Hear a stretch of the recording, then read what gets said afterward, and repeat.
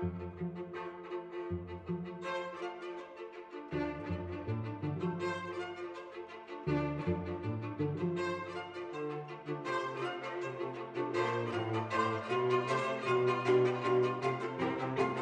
today's video we're looking at cinematic film, not still film. So we're looking especially at Super 8, about its history, how it developed and how it's used nowadays, and digital emulation called Dehancer. And we're looking whether it's good or not as an aspect of price and quality. So if you want to see the results, stay and watch the video.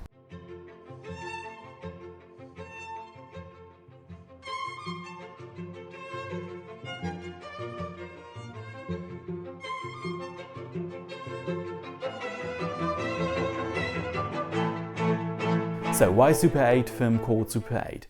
It's just ordinary 8mm film, but the picture size has increased from 4.9mm by 3.6mm to 5.69mm by 4.22mm by reducing the size of the perforation and putting the perforation in the center of one picture and not between two pictures anymore. You most certainly will recognize this Super 8 cartridge, which was recycled from the Instamatic series of still film cameras by Kodak, and it's much more easy to use than just putting the plain film in a normal 8 camera. Inside one of these cartridges is about 50 feet of film, 15.25 meters, and you can make 3,600 pictures with one film.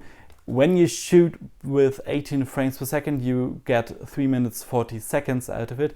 But if you have a faster frame rate, which a lot of cameras allow, you have less time with one of these boxes. So there's a free Kodak app where you can insert your frame rate and your wished length of the film, and the app generously says how many cartridges you will need to buy.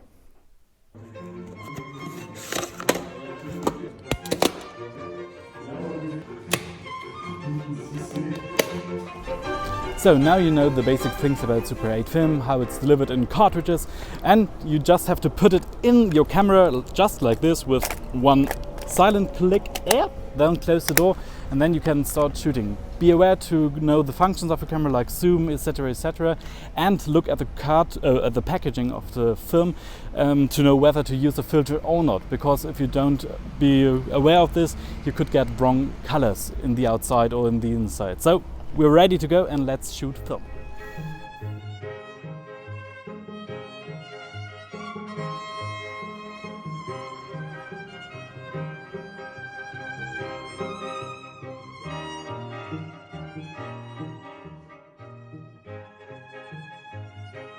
So why was Super 8 developed? 1964, the Summer Olympics took place in Tokyo, and Agfa, Fuji and Kodak wanted to produce a very easy to use film format for private persons. So they formed the project Rapid 8, but it never succeeded because Kodak left them. In 1965 they introduced Super 8 as you know it today, and Fuji also introduced a new film format called Single 8. It was technically advanced but never successful outside Japan. Agfa produced in the beginning for both formats film until 1967, when they decided to just concentrate on Super 8. And Super 8 got really big until the 80s and 90s, when the film companies stopped producing film for Super 8, except for Kodak.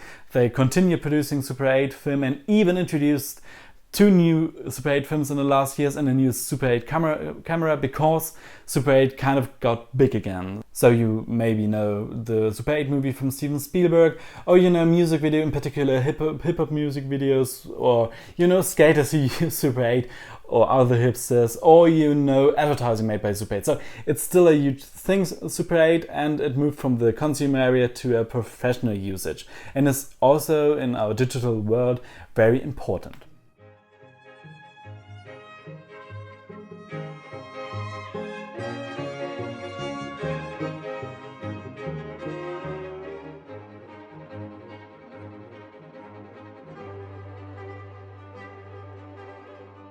So Super 8 is still a thing in today's digital productions, as you have seen in the previous bit, but it's very expensive. To develop, to scan and to digitalize a film and to buy a film, you have to spend at least 80 euros and even more.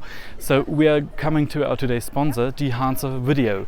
It's a software for Davinci Resolve and for Adobe Premiere Pro, and it's simulating analog films, and let's have a look at the software.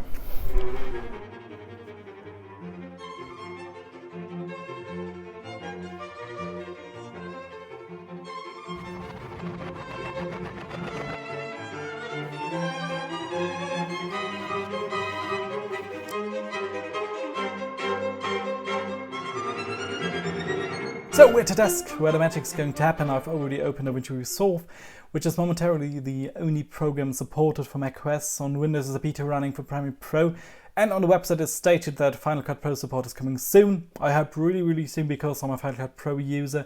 I've only used Davinci for the first 2 videos on our channel and haven't used it ever since, so I hope I won't make any big mistake. By the way, if you use the code PhotoFinder, it's in the description below, you can get a discount of 10% at Dehancer software, so check it out. At first, I've made a real Super 8 video with a Kodak Vision 3500T tungsten last year before Christmas, and I want to match this look, and we filmed this particular scene with the digital camera, so we can really compare it. And after this short clip we see other scenes also compared with the digital and the analog scenes, and you can write down in the comments below which one is the analog and which is the Dehancer version and which you like best. So let's go to Davinci Resolve. You find the plugin under Fusion, under Effects, under OpenFX, under Film Emulation, and there's the Dehancer. You just pull it here. Let's come to one of the unique selling points of Dehancer. You have 63 different film emulations from still to cinefilm. So we just scroll down to Kodak Vision 3500T as I used in the real analog Super 8 camera, and you see. So that's it for the moment. I'm going to render it. Afterwards I'm going to resize to 4:3 and then show you side by side the different versions, and you can comment down below which one you like more.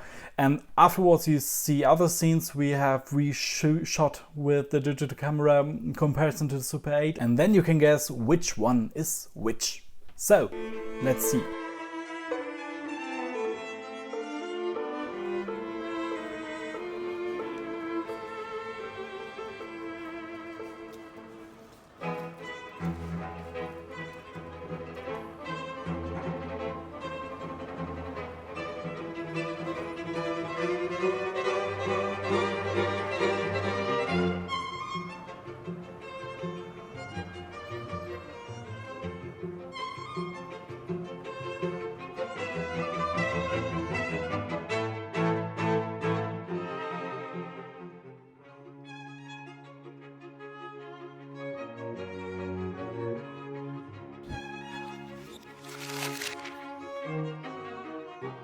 I like Dehancer much more than Super 8. It's a very good quality for a reasonable price, and you have 63 different film types to experiment. So if you want to do a black and white picture using a Fuji Aquas profile, for example, you can do that, and I will most certainly do that and experiment with other profiles. So stay tuned, subscribe, hit the thumbs up button, share your visions and your experience with Super 8 down in the comments, and see you soon.